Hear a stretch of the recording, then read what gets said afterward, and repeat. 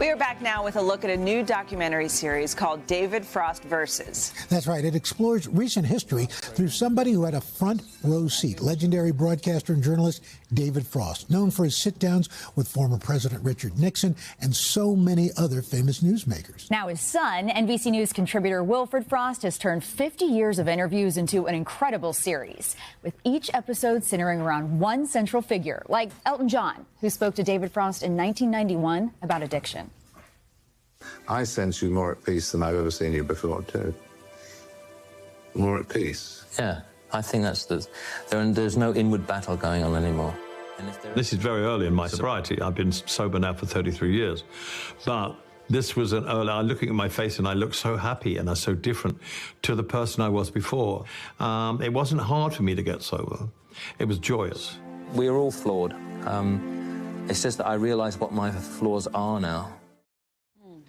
Wow. Good morning, Wilfred. Thank you so much for being here. It's one thing to experience an interview in real time, but what was it like to have someone like Elton John reflect back on the impact that interview had? Do you know what? It's such a treat to be able to dive in and tell these people's stories from Dad's interviews, but to sprinkle on, as we have been able to do, someone like Elton essentially is the narrator of his own episode, I think really adds a great depth. We spent 45 minutes with Elton down at his home in just outside Windsor, and what was so amazing was seeing how moved he was watching those moments back. And, you know, that 1991 interview Dad did with Elton was just after he came out of rehab, after 15 years of addiction.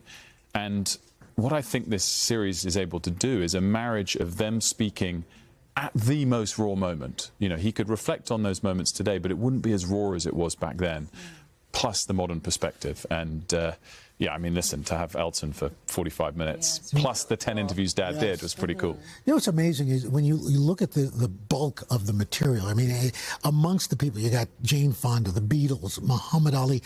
I would think it would be really difficult winnowing this down. How did you pick the 6 episodes? It was 10,000 plus interviews he did. So, yeah, it was a long process. But what I didn't want to do was just a one-off film on Dad. You know, Dad knew that interviews were about the guest.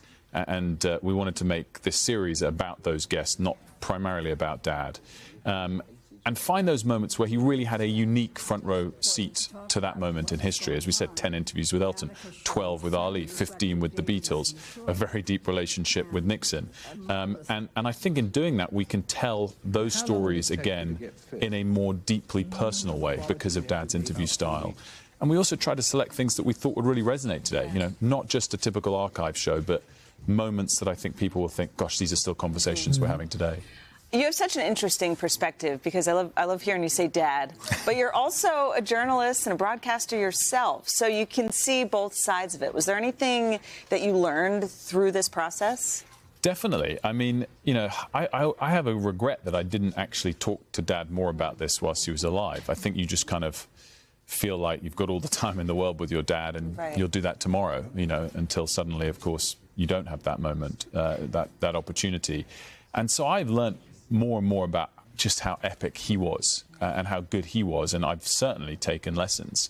But, you know, you guys know this better than me, but there's some things, little tips around the edges you can learn. But I think ultimately you can't teach what he had. He just had a genuine curiosity in people. And I think you can't fake that. And I think anyone knows a conversation, whether it's on camera or not, if their interest in you is genuine, you're more relaxed, you're more open.